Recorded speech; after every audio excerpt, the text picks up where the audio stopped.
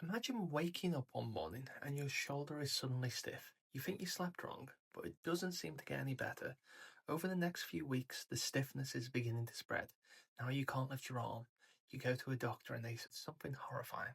Your muscles are turning into bone. Your soft tissue, muscles, tendons, ligaments, they're ossifying, becoming solid bone.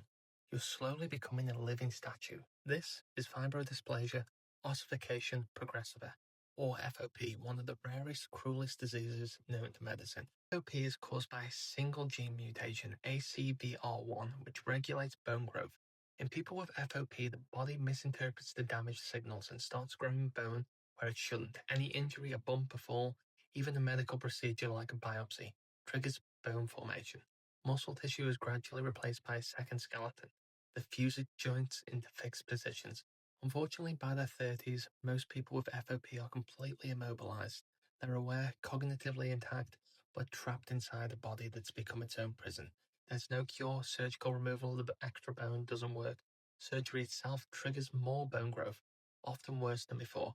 Anti-inflammatory medication can sometimes slow progression during flare-ups, but they can't stop it.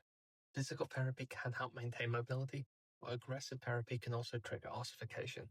The disease is progressive and fatal, usually by the age of 40, typically from complications when the chest wall ossifies and breathing becomes impossible. There are only about 800 known cases worldwide. Most people with FOP are diagnosed in childhood when they develop bony lumps after an injury. Some are misdiagnosed and subjected to biopsies or surgical removal, which makes the condition catastrophically worse. Doctors have literally caused the patients to become more disabled by trying to help them, not knowing each incision will create more bone. FOP is kind of like the signals being permanently stuck on. The body constantly thinks it needs to make bone. Philosophically, FOP is about the body becoming a prison. We usually think of the self as inhabiting the body. We take for granted that the body responds to our own will. Merleau-Ponty argued that we are our bodies. Consciousness is fundamentally embodied, and we engage with the world through our corporeal function. But FOP patients lose that embodiment slowly while remaining conscious. There, after all, is no good answer here, which is precisely what makes it so philosophically haunting. The cruelest part is the awareness. FOP patients know what's happening. They watch themselves gradually becoming statues, knowing each injury could accelerate the process. They have to be incredibly careful to avoid any trauma, living in a sense of constant fear that a fall or accident will trigger another wave of ossification.